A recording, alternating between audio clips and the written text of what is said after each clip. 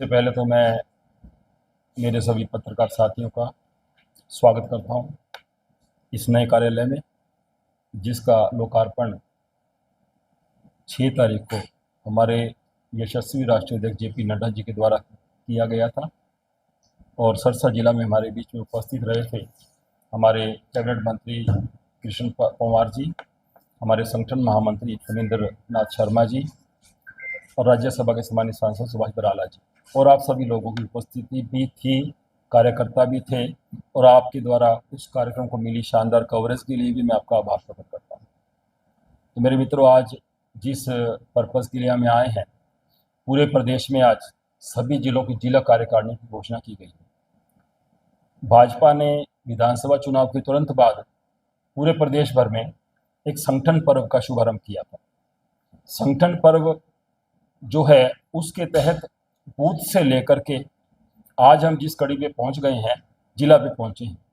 तो भारतीय जनता पार्टी एकमात्र ऐसी पार्टी है जो बूथ से लेकर के पहले शक्ति केंद्र पे आती है, शक्ति केंद्र बाद मंडल पे आती है, और मंडल के बाद जिला, जिला के बाद मोर्चे गठित होते हैं, मोर्चों के बाद प्रदेश, और प्रदेश से राष्ट्रीय तक जाती है। एकमात्र ऐसी पार्टी है जो कैडर बेस्ड पार्टी है, जिसमें लोकतांत्रिक तरीके से कार्यकर्ताओं का निर्वाचन भी होता है, चुनाव भी होता है, और जो कार्यकर्ता योग्यता रखता है उसे बिना किसी भेदभाव के, बिना किसी पिक एंड चूज के उसको दायित्व दिया जाता है।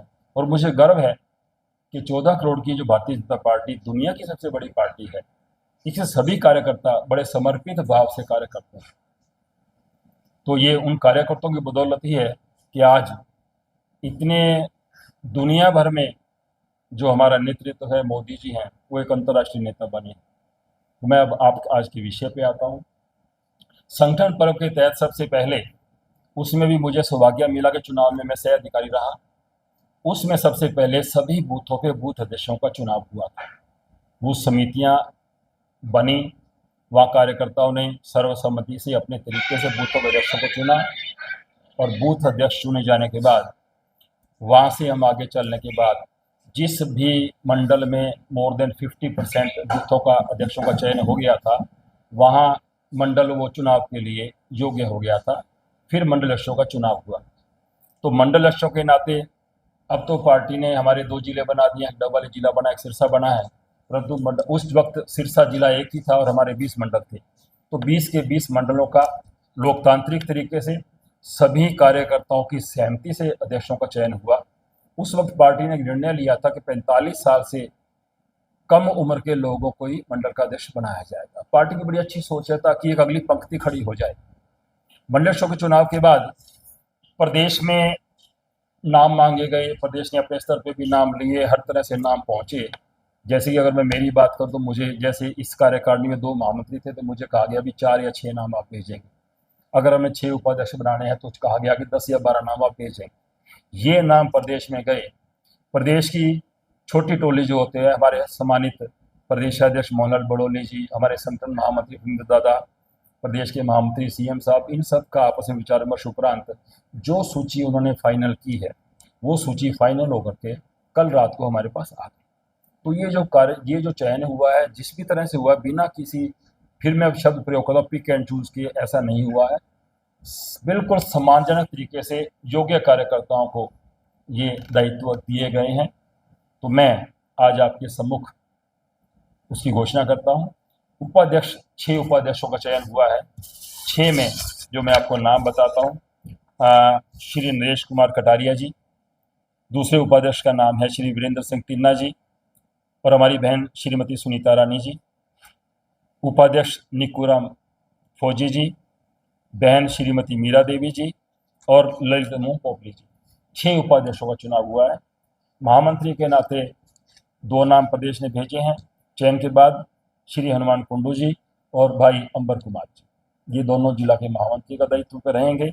और जिला सचिव के लिए 6 नाम जो आए हैं हमारे बीच में, श्री अमरीक सिंह जी राही, श्री रवि लड्डा जी, श्री बलजिंदर जोसन जी, श्रीमती सुमन सैनी जी, श्रीमती स्मृति सिन्हा जी, श्रीमती संतोष रानी जी। यहाँ तक मैं आपको एक बात विशेष रूप से कहूँगा, पार्टी का ऐसा आदेश था कि कम से कम 5 बहनों को, 5 महिला कार्यकर्ताओं को जिला कार्यकारिणी में लेना है। ये पहली बार हुआ।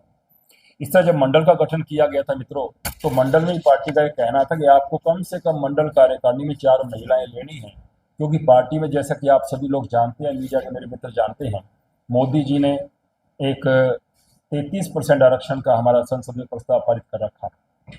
और हम अच्छे से जानते हैं कि कंसेंसस होने के बाद, जनगणना होने के बाद उसकी तरफ देश बढ़ने लगेगा।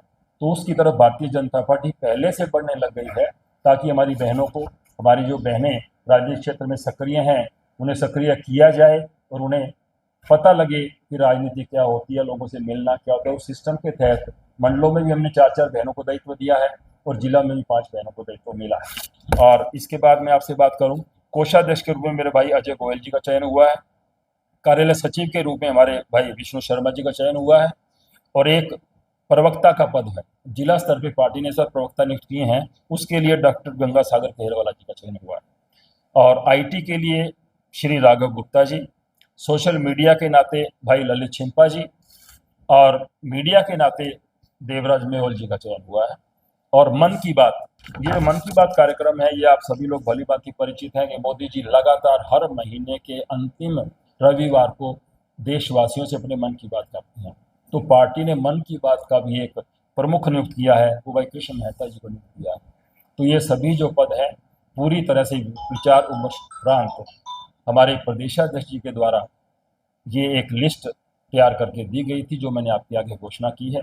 और मैं आशा भी करता हूं कि मेरे मित्र, ये जो टीम मिली है काम करने के लिए, ये टीम बड़े बेहतर तरीके से काम करेगी।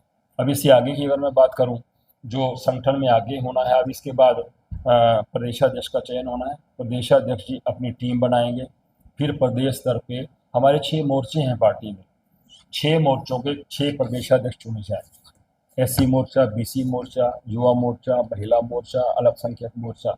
तो इस तरह 6 मोर्चे जो हैं, 6 मोर्चों के प्रदेश है। उसके बाद यही मोर्चों की कार्यकारिणियाँ जिला स्तर तक आएंगी, जिला स्तर से पुनः मंडल स्तर तक जाएंगी। इसके अलावा जो गठन होता है हमारे भाजपा में, जिला स्तर पे विभाग होते हैं, प्रकोष्ठ होते हैं, तो उनका भी चयन होगा, उसके भी संयोजक और सह संयोजक बनाए जाएंगे। तो ये सारी गठन की प्रक्रिया मैंने आप सब लोगों से साझी की है, और मैं इस नवनियुक्त सभी पदाधिकारियों को आपके माध्यम से बधाई भी देता हूं, और मैं आपका धन्यवाद भी करता हूं कि आप इस अवसर पर आए और मुझे आपके सामने रहने का अवसर मिला। जैसा कि आपने बताया है कि बड़ी ईमानदारी से सभी को चयन किया गया है। कुछ कार्यकर्ताओं को आपके लगातार मैसेज सोशल मीडिया पर वायरल हो रहे हैं, उनमें यह आरोप है कि एक कुछ कार्यकर्ताओं को छोड़ा गया और कई जिनके पास पहले भी पद थे उनको दोबारा फिर और पद नया नियुक्त किया गया। देखो, मैं एक बात बताऊँ, ऐसा भेदभाव नहीं हुआ। आपका सवाल है, मैं उसका जवाब दे रहा हूँ। भेदभाव नहीं हुआ किसी भी तरह से। भारतीय जनता पार्टी की पूरी कार्यकारिणी को आप देखते हैं, जैसी पूरी बन जाएगी तो आप देखना, भाजपा का एक नियम है, एक ये अध्यक्ष जी ने, संगठन महामंत्री ने एक बात कही है कि हर व्यक्ति को दायित्व और हर हाथ को काम, हर कार्यकर्ता को काम मिलेगा, हर कार्यकर्ता को दायित्व मिलेगा। इसमें बिल्कुल किस तरह का पक्षपात नहीं है। होता क्या है कि मतलब एक जब सिस्टम से बनते हैं, पदाधिकारी चुने जाते हैं, निराश होने वाली बात, जैसे ग्रीवेंस कमेटी चुनी गई है, ग्रीवेंस कमेटी में पार्टी का निर्णय था कि हर विधानसभा से हमने 11 लोग लेने हैं, तो निर्णय के मुताबिक चयन हुआ। आज जिले का चयन हुआ है। कुछ मेरे मित्रों की इच्छा, निश्चित रूप से कार्यकर्ता जो भी काम करता है उसकी एम्बिशंस होती हैं, उसकी भी इच्छा होगी, तो उनको निराश होने की जरूरत नहीं है। मैं इस बात का विश्वास दिलाता हूं कि पार्टी की जो सोच है, जो संगठन की सोच है, उस सोच के तहत चलते हुए ये गठन की प्रक्रिया संगठन पर लगातार जारी रहेगा। कोई भी ऐसा कार्यकर्ता नहीं रहेगा जिसको काम ना मिले। मेरे मित्र, मेरे कार्यकर्ता, मेरे भाई, मेरे बहनें इस बात से निराश ना हो। अभी तो गठन बहुत आगे चला जाना है। ये कार्यकारिणी अगर आप देख रहे हैं, आज इस कार्यकारिणी में हमने 21 पद दिए हैं।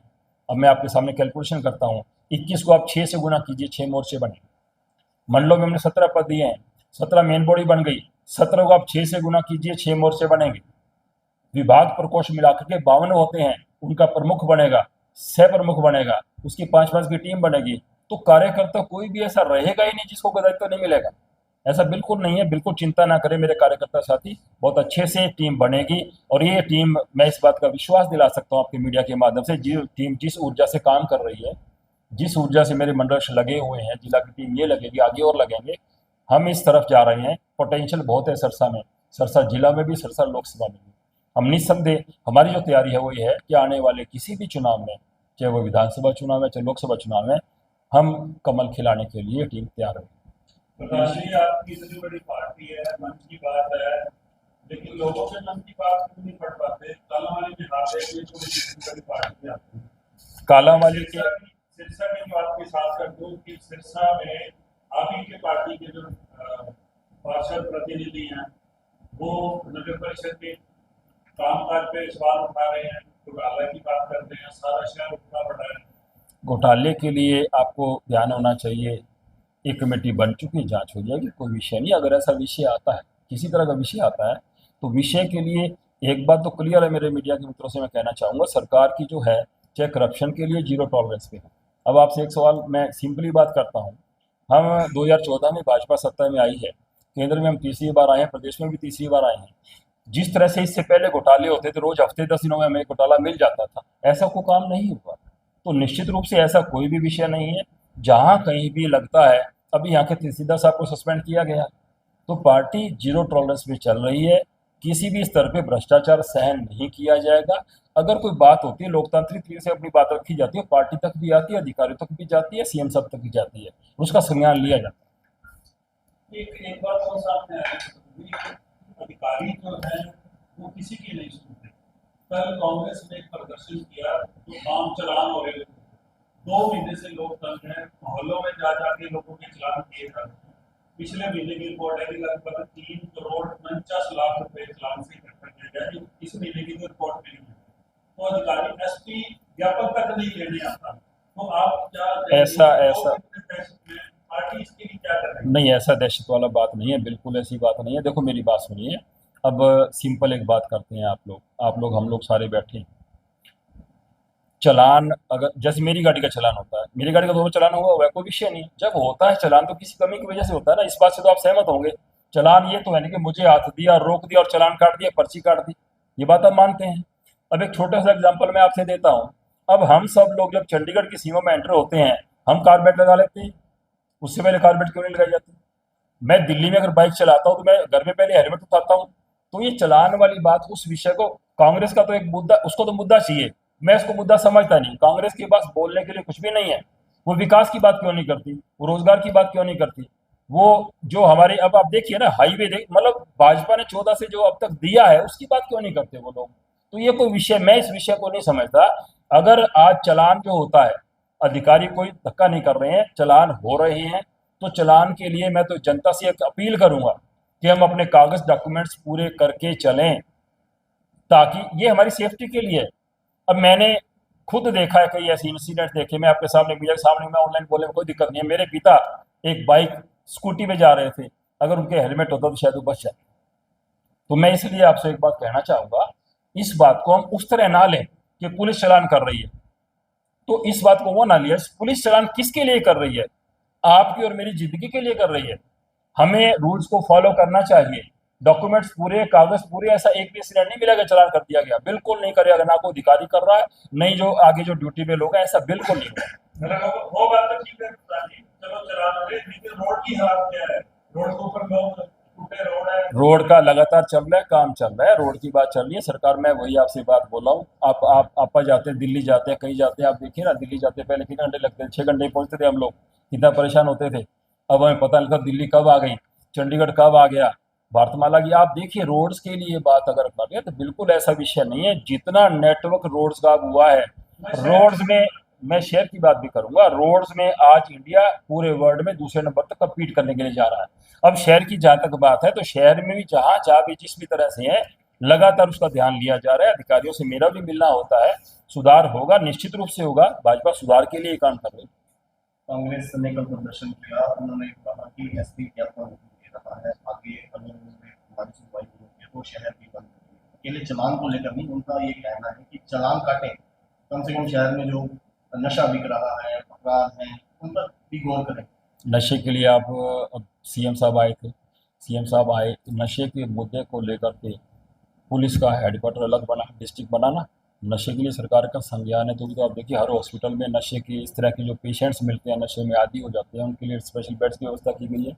सरकार हर तरह से कार्य कर रहा है। अब अगली बात जो कांग्रेस की, जो मैं कांग्रेस की बात कर रहा हूँ, कांग्रेस की बात अगर हम करते हैं मेरे मित्रों, अब ठीक है, एसपी साहब किसी कारण से व्यस्त भी तो हो सकते हैं। अगर मैं जिद करूं कोई व्यक्ति ये जिद करे कि एसपी ही आके मेरा रोल मेमोरेंडम ले, मैं तो उसको डीएसपी को बुलाया, किसी इंस्पेक्टर को बुलाया, कोई नहीं आया। तो ले लिया उनका मेमोरेंडम ले लिया गया, कोई दिक्कत नहीं है। वो आग लगाई। कांग्रेस कोई बात नहीं, कांग्रेस आग लगाएगी, कांग्रेस के पास और कोई मुद्दा नहीं है, कांग्रेस के पास कोई मुद्दा नहीं है, कोई दिक्कत वाली बात नहीं। कांग्रेस की चिंता हमें नहीं करनी चाहिए। कांग्रेस पहले इस बात की चिंता करे कि वो विधानसभा में अपना एक नेता प्रतिपक्ष चुन ले।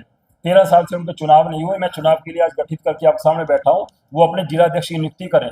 13 साल से वो कुछ नहीं कर पा रहे हैं, ना वो इलेक्शन जीत पा रहे हैं। अब वो फ्रस्ट्रेटेड हैं और कुछ भी नहीं है, उन्होंने हाय हाय करनी है और मुर्दाबाद करना है, कोई दिक्कत नहीं है। जनता इस बात को समझती है, जनता सब कुछ समझ रही है कि भाजपा क्या कर रही है, कांग्रेस क्या कर रही है, तो इसलिए कांग्रेस की चिंता हमें नहीं करनी चाहिए और ना हम करते। चलो कांग्रेस कालावाली की जनता भी बड़े अच्छे से समझ गई, कोई दिक्कत वाली बात। कालावाली में पहले से ज्यादा अच्छे वोट आए हैं। आप पिछले चुनाव को देख लीजिए, विधानसभा चुनाव को देख लीजिए, हमारे चुनाव पहले से बढ़ के आया है, हमारा वोट परसेंटेज बढ़ रहा है। कांग्रेस ने तो चलो कल चलान की आवाज उठाई है। पिछले दिनों आपके बीजेपी के युवा नेता अमन चोपड़ा ने भी एसपी की कार्यप्रणाली पर सवाल उठाए थे कि शहर में उनके गांव में चलान करते जा रहे हैं। अमन चोपड़ा की अपनी सोच हो सकती है। प्रधान जी, शहर में स्ट्रॉन्ग वाटर के लिए जगह जगह शहर को खोल के छोड़ दिया जी। है, बहुत सी जगह पे काम शुरू किया, बीच में बंद कर दिया।